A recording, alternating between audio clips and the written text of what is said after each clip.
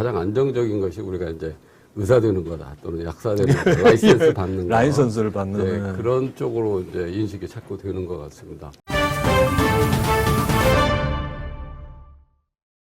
마침 우리나라 경우에 인재들이 참 똑똑하다는 친구들, 예. 우리 때만 해도 이과에 제 친구들 기억을 해보면 의대 가고도 남는 성적인데 물리학과 가기도 하고 예. 그 다음에 공대 또 많이 공대 쪽으로도 많이 갔고, 그런데 지금은 어떻게 된 게 성적순으로 전국의 의대, 그 다음에 또 약대 뭐 이런 식으로 당장 먹고 사는데 네. 좀 살만해졌는데도 불구하고 옛날보다 네. 오히려 옛날보다 더 그런 성향이, 그건 뭐 좋다 나쁘다 선택이니까 뭐라 그러긴 한데, 이게 결코 뭐랄까 바람직하다 내지는 그 사람들한테 기회가 충분히 열리는 측면에서도 개인들한테도 그렇게 좋게만은 보기 어려운데, 이게 이제 안 그래도 의료 삼성전자 양상훈 주필인가요? 네.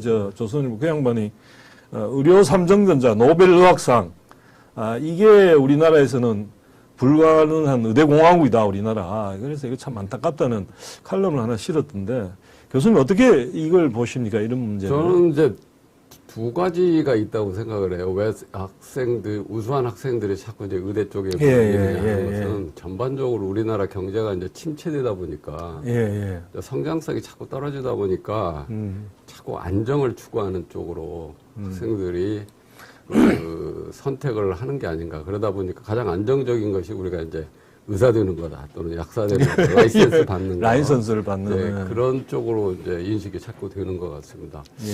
그런데 또 한 가지는 그걸 반드시 나쁘게만 볼 필요는 없다는 생각이 들어요. 개인의 선택이기 때문에. 그럼요. 근데 그것을 선택한 것을 진짜 우리나라하고 우리 사회가 좀 발전적인 방향으로 나갈 수 있는 길을 만들어주는 게 오히려 더 좋지 않을까. 왜냐하면 그 의대 가는 친구들이 전부 다 이 똑똑한 친구들이거든요. 그러니까요. 그러면 거기에서 제가 볼 때는 오히려 뭐 새로운 의학이라든가 새로운 의술을 개발할 수도 그러니까 그렇죠. 생각이 된다고 그 안에서도 사실은 보면 이쪽이 바이오 산업이죠. 그러니까 의료 산업 이쪽이 발달하면 오히려 더 큰 먹거리가 생길 수가 있어요. 그래서 그런 쪽으로 조금 어떻게 갈 수 있는 그런 통로를 만들어주는 게 더 중요한 게 아닌가, 저는 그런 생각을 하고 있습니다. 사실 요즘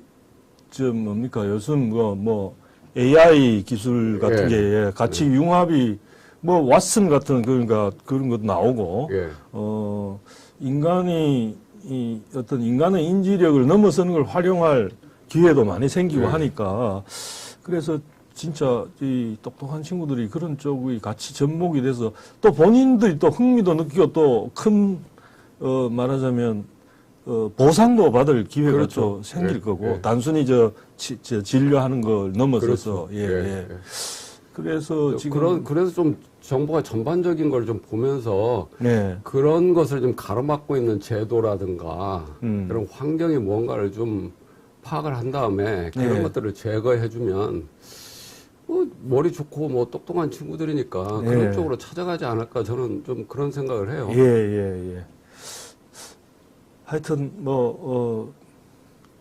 조만간 그런 길로 좀 또 사실은 또 대표적인 또 문과 쪽에 또 똑똑한 친구들이 많이 가는 게 법대인데 그래서 사실은 또 변호사 넘쳐나가지고 지금 그냥 또 어려움도 겪고 그러다 보니까 또 안 그래도 변호사로서 그걸 하기 어려운 상황이다 보니까 또 로톡 같은 플랫폼 기업 그걸 또 막고 그러니까 의대 쪽은 원격 의료 같은 거 못하게 자꾸 하는 데 신경을 쓰고, 법대 그것도 똑똑한 친구 로톡 같은 거 못 들어오게 또 막는, 참 이게 역설적이에요. 그러니까. 좀 발전적, 본인들의 입장에서는 일종의 그게 이제 어떻게 보면 이제 기득권을 지키기 위해서 하는 건데, 그게 사회 전체적으로 그렇게 바람직스럽지는 않죠.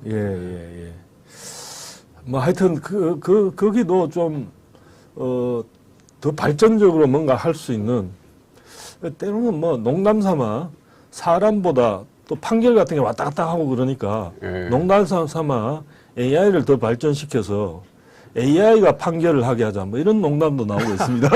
왜냐하면 근데 저는 농담에 예. 그건 아닌 것 같다. 그건 아닌 것 같아요. 그건 아닌 것 같아요. 예. 사람의 일은 한테 맡겨야 된다.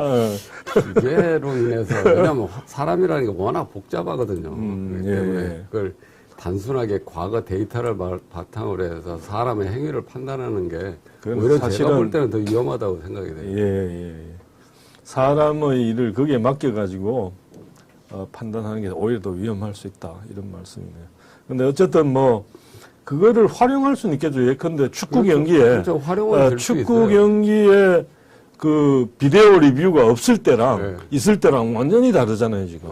예, 그래서 불만도 적고 이게 완전히 이제 자의에서 좀 벗어날 수 예, 있고. 아니 제가 그냥 요새 하도 챗 GPT가 예, 유행이다 그래서 제가 몇 번 써봤어요. 아 써보셨어요? 써봤어요. 한번 해봤는데 예.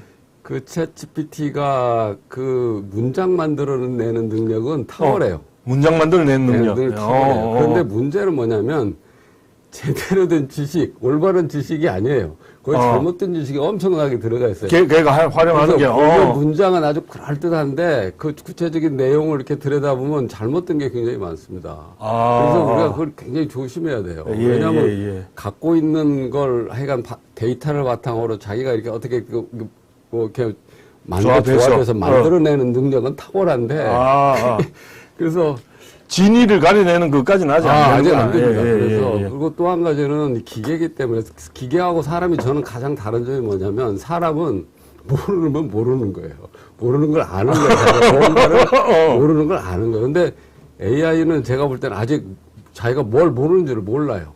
그것도 아주 결정적 차이네요. 네, 그게 제가 볼 때는 가장 큰 문제 같습니다. 그래서 자꾸 거기에 의존하다 보면 잘못되면 엉터리 지식을 갖고 자꾸 얘기할 수 있는 그런 문제가 발생합니다. 알겠습니다. 네, 조심해야 되지 않을까. AI 요새 뭐 챗 GPT에다가 또 거기에 또 뭐 최근에 나오는 거 보니까 이제 이 눈을 갖다가 이제 눈의 기능, 이 이미지를 인식하는 기능을 붙여서 뭐 말로는 뭐 저 냉장고를 들여다보고 무슨 요리를 하면 좋겠다 뭐 이런 것도 한다는데 도대체 너무 거기에 환상을 가져서는 안 되겠다 그런 생각이 듭니다. 예.